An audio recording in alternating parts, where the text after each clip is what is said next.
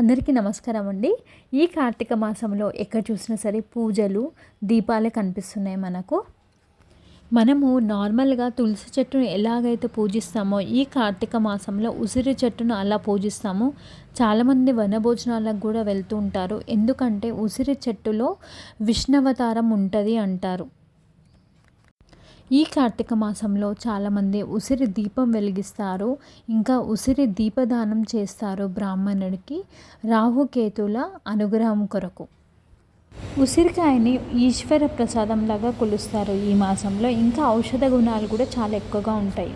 Vitamin C మనకు immunity booster లాగా పనిచేస్తుంది. ముఖ్యంగా ఈ వింటర్ సీజన్లో మనకు ఎక్కువగా కోల్డ్ కాఫ్స్ వచ్చే ఛాన్సెస్ ఎక్కువ ఉంటాయి. కాబట్టి ఈ vitamin C rich fruits and foods తీసుకోవడం వల్ల ఆ వైరల్ ఇన్ఫెక్షన్స్ అనేది మనం ప్రివెంట్ చేసుకోవచ్చు. Especially the school going చిల్డ్రన్కి.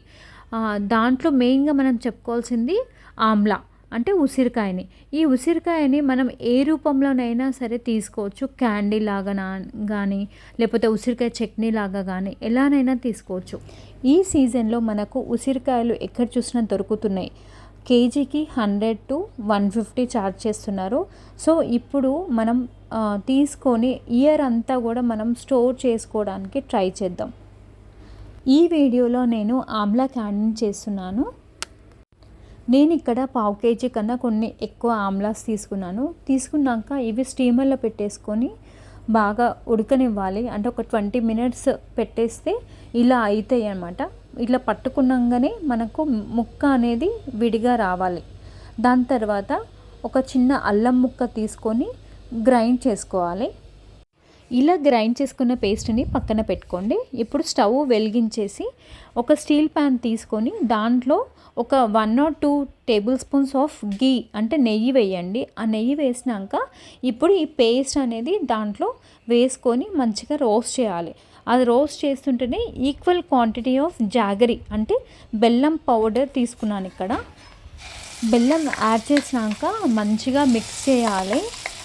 మామూలుగానే ఉసిరికాయలలో ఎక్కువ వాటర్ కంటెంట్ ఉంటుంది కాబట్టి ఇది కొంచెం టైం పడుతుంది. ప్లస్ ఇంకా మాడదు కూడా అన్నమాట. ఇలా మనం కొంచెం స్లోగా మిక్స్ చేసుకున్నాక ఇప్పుడు 1/2 tablespoon చాట్ మసాలా, ఇంకా కొంచెం సాల్ట్, ఇంకా మిరియాల పొడి అంటే పెప్పర్ పొడి, ఇంకా మనం కొంచెం సినమన్ పొడి అంటే దాల్చిన చెక్క పౌడర్. ఎందుకు అంటే ఉసిరికాయలో నార్మల్గానే కొంచెం సోర్నెస్ ఉంటుంది, ఒగరుగా ఉంటుంది కాబట్టి తినలేమన్నమాట. సో కొంచెం ఇది యాడ్ చేయడం వల్ల ఆల్రెడీ కొంచెం స్వీట్ ఉంటుంది కాబట్టి ఇప్పుడు కొంచెం చట్పట టేస్ట్ అనేది వస్తుంటుంది.